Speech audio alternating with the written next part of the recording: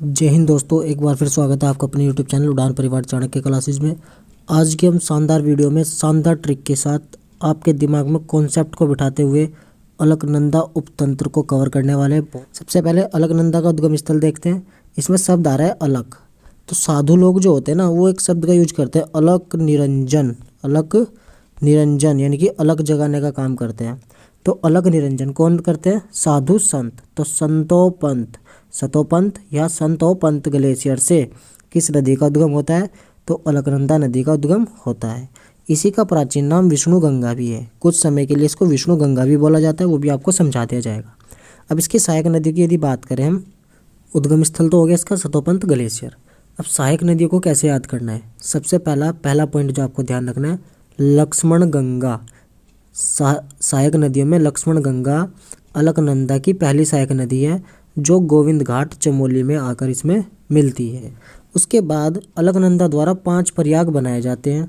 5 प्रयाग बनाए जाते हैं पूरे उत्तराखंड में। जो टोटल क्वेश्चन के हिसाब से पढ़ते हो आप, 14 प्रयाग हैं। कितने? 14 प्रयाग हैं। उन 14 प्रयाग में केवल एक का केस यानी कि जो पहले नंबर पर है, फर्स्ट प्रयाग यानी कि प्रथम प्रयाग बोला जाता है जिनको। 14 प्रयागों में प्रथम प्रयाग बोला जाता है जिसका केस अलग है, उसको बोलते हैं केशव प्रयाग। KAS, केशव प्रयाग। अलकनंदा, A से अलकनंदा प्लस S से सरस्वती। तो अलकनंदा सरस्वती का संगम कहाँ होता है? केशव प्रयाग में, जो 14 प्रयागों में प्रथम है। जबकि जो 5 प्रयाग हैं, उन 5 प्रयागों को हमने अलग से रीड करना है।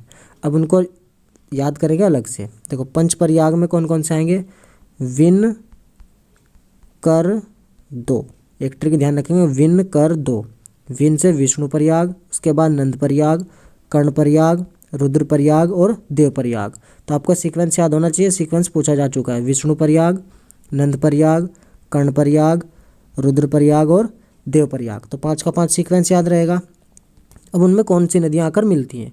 सबसे पहले विष्णु प्रयाग में ए का मतलब तो अलकनंदा हो गया है, अलकनंदा।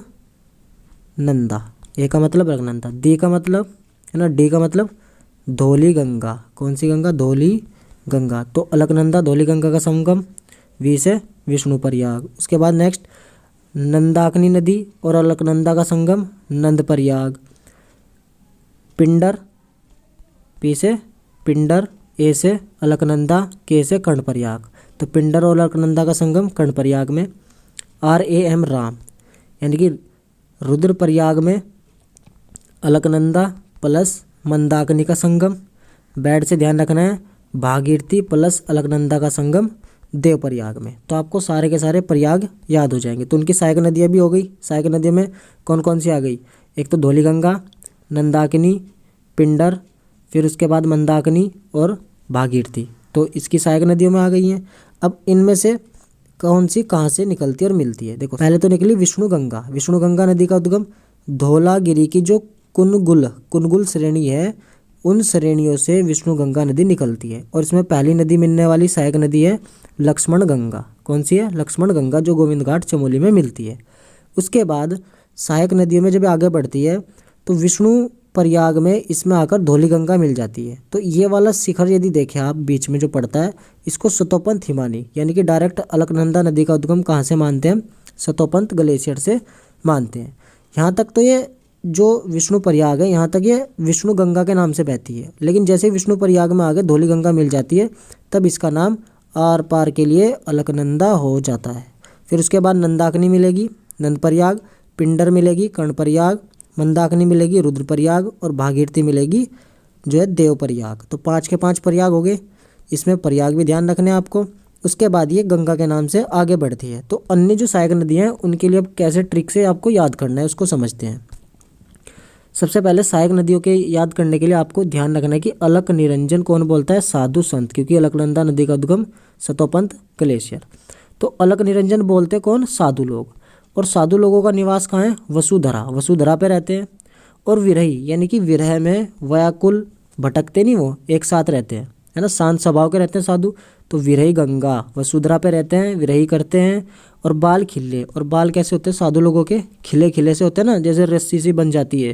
तो साधु लोगों के बाल ऐसे रहते हैं खिले खिले से। कंचन गंगा, अमृत गंगा, कंचन यानी कि अपने पास में एक कंचन टाइप का यानी कि कंच के टाइप का एक बर्तन रखते हैं जिसमें वो अपना पानी रखते हैं। कंच का बर्तन रखते हैं, आपको रिलेट करना है कंच का बर्तन किसका था, साधु का। अमृत गंगा और इसमें जल रखते हैं जिसको हम अमृत गंगा बोलेंगे, अमृत रखते हैं। पुष्पावती और उसमें पुष्प भी डाल के रखते हैं, 2-4 पुष्प डाल के रखते हैं। ठीक है, तो ये इनका अपने पास रखने का साधन हो गया। साधु धरा पर रहते हैं, विरह में व्याकुल रहते हैं, बाल खिले खिले रहते हैं, कांच का बर्तन रखते हैं, उसमें अमृत रखते हैं और पुष्प डालकर रखते हैं। यदि किसी कारणवश उनको गड़बड़ हो जाए, गड़बड़ का मतलब कोई नाबालिका आकर उन्हें छेड़खानी कर दे, गड़बड़ हो जाए, गरुड़ गंगा। तो नाबालिका नदी भी किसकी सहायक नदी है, साधु की, यानी कि साधु का मतलब अलकनंदा की, साधु का मतलब अलकनंदा की। तो साधु को क्या आ जाता है फिर, रुद्र, गुस्सा आ जाता है। और जब गुस्सा आ जाता है तो फिर साधु क्या करते हैं, ये जो उन्होंने इसमें अंदर डाल रखा है इस अमृत का वो श्राप देकर छीर देते हैं, है ना, सिरक देते हैं, किसी पे फेंक देते हैं, छीर देते हैं, सिरक देते हैं, छीर देते हैं। और तब जब ये छीर देते हैं साधु तो फिर अगले आदमी का सोन धरा, सब सोना यानी कि सब कुछ धरा पे, धरा का धरा रह जाता है। अब इसको एक बार फटाफट रिकॉल करो, आगे की और फिर बताते हैं। धरा पे रहते हैं, विरह में व्याकुल घूमते हैं, बाल खिले खिले रहते हैं, कांच का बर्तन रखते हैं, अमृत गंगा रखते हैं, पुष्प भी डाल के रखते हैं। और गड़बड़ हो जाती है तो नाबालिका उन्हें जब छेड़खानी कर देती है तब उन्हें गुस्सा आता है और फिर वे उस पर छीड़ देते हैं और तब सब धरा का धरा रह जाता है। तो कंटिन्यू आपको ये 10-11 याद हुई अलकनंदा की। अब इनमें से जिनका हम उद्गम स्थल पूछता है उसको इम्पोर्टेंट के मद्देनजर पढ़ते हैं। जैसे पिंडर नदी, पिंडर नदी का ही दूसरा नाम कर्णगंगा है। तो कर्णगंगा कर्णप्रयाग में मिलती है, तो कर्णगंगा नहीं देगा ऑप्शन में, जब PAK पाक वाली ट्रिक पढ़ोगे ना, पिंडर, अलकनंदा, कर्णप्रयाग, तो पिंडर का दूसरा नाम क्या है आपका, कर्णगंगा है। ठीक है, पिंडर नदी कहाँ से निकलती है, पिंडारी ग्लेशियर बागेश्वर से निकलती है, जिसको ट्रैक ऑफ द ईयर 2022 भी चुना गया है। किसको, पिंडारी ग्लेशियर को जो बागेश्वर में है। पिंडर की सहायक नदी आटागाड़ है, इंपोर्टेंट पूछी जा चुकी है। पिंडर की सहायक नदी आटागाड़। देखो पिंडा जो होता है ना, आटा होता है, आटा घर में आटा होता है तो इंसान उसका क्या बना के रखता है, पिंडा, क्या बना के रखता है, पिंडा। तब फिर इसमें से तोड़ता रहता है और रोटी बनाता रहता है। तो आटागाड़ किसकी तरह नदी है, पिंडर की। सबसे बड़ा जो फैक्ट है इसके बारे में, तेज गति से, यानी कि इसका जो प्रवाह है उत्तराखंड में सबसे तेज है, सबसे तेज बहने वाली नदी आटागाड़। इसका उद्गम आटागाड़ का दूधा तोली से होता है। कहाँ से होता है, दूधा तोली से, ये फैक्ट ध्यान रखना है। फिर एक सरस्वती नदी पढ़ी आपने, KS, जो 14 प्रयागों में प्रथम प्रयाग है, केशव प्रयाग। अलकनंदा और सरस्वती नदी का संगम होता है। तो इस सरस्वती नदी का उद्गम कहाँ से होता है, जो कामेज चोटी है देवताल से उद्गम होता है। कामेज चोटी में एक स्थान है देवताल, वहाँ से इसका उद्गम होता है। तो आपको कामेज चोटी की हाइट बतानी है, इंपॉर्टेंट है। यदि आपको याद नहीं है तो वीडियो देख लेना, सारी हाइट को ट्रिक से याद कराया जा चुका है। उसके बाद एक नंदाकिनी पढ़ी जो आपने NAN नान पढ़ा, नंदाकिनी अलकनंदा नंदप्रयाग में। तो नंदा घुंगटी पर्वत त्रिशूल से निकलती है, त्रिशूल पर्वत से निकलती है। नंदा घुंगटी क्षेत्र पड़ता है जहाँ से नंदाकिनी नदी निकलती है, त्रिशूल पर्वत से। त्रिशूल की हाइट को मैंने याद कराया था कि त्रिशूल जिस क्षेत्र पे पड़ता है वो एक साथ उसके पीस कर देता है। तो आप एक साथ को नहीं, 7-1 पढ़ेंगे, क्योंकि 1720 तो इतनी कम हाइट किसी की भी नहीं होती। तो एक साथ क्या कर देता है, पीस, कौन, त्रिशूल। तो 1771 किसकी हाइट होती है, त्रिशूल पर्वत की। दूसरा पढ़ा, सबसे बड़ी जल प्रवाह वाली उत्तराखंड की नदी जो सबसे ज़्यादा जल लेकर आती है, भारी अमाउंट में जल लेकर आती है, वो कौन है, अलकनंदा। अलकनंदा, क्योंकि साधु संत बोलते हैं तो जल रखते हैं अपनी कुटिया उसमें, जो है बर्तन में कांच के। इसकी लंबाई उत्तराखंड में 195 किलोमीटर है, यानी कि सतोपंथ से लेकर और जहाँ ये भागीरथी में आकर मिलती है वहाँ तक की इसकी जो लंबाई है 195 किलोमीटर है। अदर जो फैक्ट्स पूछे जा चुके हैं, जैसे विरही गंगा के बारे में पूछा जा चुका है, सहायक नदी में आती है। तो विरही गंगा के बारे में आपको क्या याद रखना है, इस विरही गंगा से एक झील बनी थी, गोना झील, जो 1894 में बनी थी। कब बनी थी, 1894 में। तो विरही गंगा भी सहायक नदी में आती है ना, 1894 में। तो ये गोना झील कब टूटी, 1970 में ये झील टूट जाती है। पूछा जा चुका है गोना झील का निर्माण किससे हुआ था, तो विरही गंगा से हुआ था। 1970 में टूट गई थी। मंदाकिनी नदी पढ़ा हमने, मंदाकिनी इंपॉर्टेंट है, जिसमें आपने ट्रिक पढ़ी थी RAM की। तो मंदाकिनी और अलकनंदा का संगम रुद्रप्रयाग में होता है।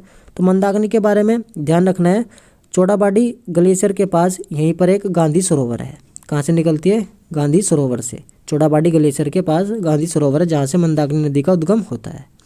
इसकी जो सहायक नदियाँ हैं, मधुगंगा, मंदाकिनी की सहायक नदी मधुगंगा, पुनाड़, बासुकी और कालीगंगा। इंपॉर्टेंट है चारों के चारों।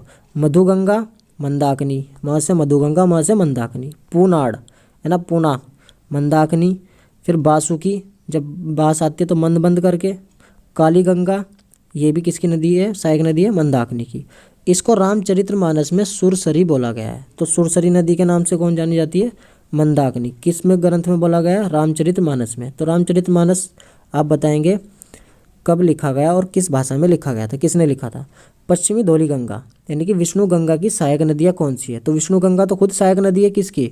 जब आपने DAV पढ़ा था विष्णुप्रयाग में, धौली गंगा और अलकनंदा, या VAD कर लो, इसको वेद कर लो या DAV पढ़ लो। विष्णुप्रयाग में अलकनंदा और धौली गंगा का संगम है। तो पश्चिमी जो धौली गंगा है, जिसको विष्णु गंगा बोले, उसकी भी सहायक नदियाँ हैं, जिनमें से एक आती है जो किंगरी बिंगरी से निकलते गिर थी। तो गिर थी, अब कोई चीज़ गिरी थी तो उसे उठाकर क्या कर लो? धो लो, है ना। धौली गंगा की सहायक नदी कौन है? गिर थी। इंपॉर्टेंट है। क्योड़, गणेश गंगा और ऋषि गंगा, ये भी इसकी सहायक नदियों में आती है। अब हे लक चमक जा, अब एक चीज़ ध्यान रखनी है आपको इसमें से, बोलते हैं ना जब इंसान का लक काम नहीं कर रहा तो हे लक चमक जा, कब तो चमकेगा? चमक से ध्यान रखना है आपको चमोली, चमक से क्या ध्यान रखना है? चमोली। हे से ध्यान रखना है हेलंग घाटी।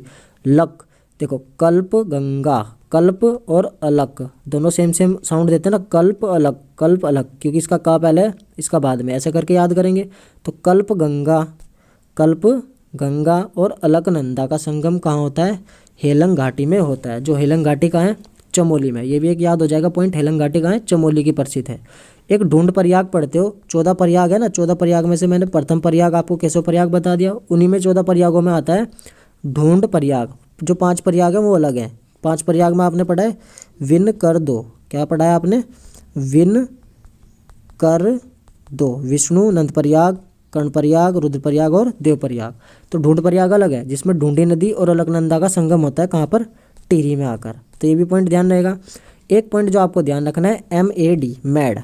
नॉर्मली आप बोलते हैं ना कि आर यू मैड, मैड बोलते हैं ना, मैड। मैं से मंदाकिनी, मंदाकिनी और धूलगाड़, कौन सी गाड़? धूलगाड़। इन दोनों का जो संगम होता है एक स्थान पड़ता है, ये सब अलकनंदा ना ध्यान रखे, केवल आपको अगस्त्य मुनि ध्यान रखना है। कौन सा? अगस्त्य मुनि। तो आपको ध्यान हो जाएगा मैड से कि Mandakini, M for Mandakini, D for धूलगाड़ नदी और अगस्त्य मुनि में मिलती है। तो धूलगाड़ किसकी सहायक नदी है? मंदाकिनी की सहायक नदी है। तो आज की वीडियो में हमने जो पढ़ा है उसमें हमने जो अलकनंदा का जो कवर कर लिया इलाका, और एक साइड से भागीरथी आएगी। तो अब अलकनंदा और भागीरथी दोनों उपतंत्र बढ़ चुके हैं। फिर देव प्रयाग में जाकर जब BAD, बैड, भागीरथी, अलकनंदा और देव प्रयाग में आकर मिल जाएगी, तब इसका नाम गंगा पड़ जाएगा। अब इससे आगे की जो कहानी होगी गंगा नदी के बारे में होगी, गंगा नदी तंत्र के बारे में हम उसको डिस्कस करेंगे नेक्स्ट वीडियो में। यदि वीडियो अच्छी लगी तो प्लीज़ लाइक, कमेंट, शेयर जरूर किया करें, और चैनल पर नए तो सब्सक्राइब कर लें। पिछली वीडियो नहीं देखी तो आप उसको भी कवर करते चलें। फिर मिलते हैं नेक्स्ट वीडियो में, तब तक के लिए जय हिंद, जय भारत।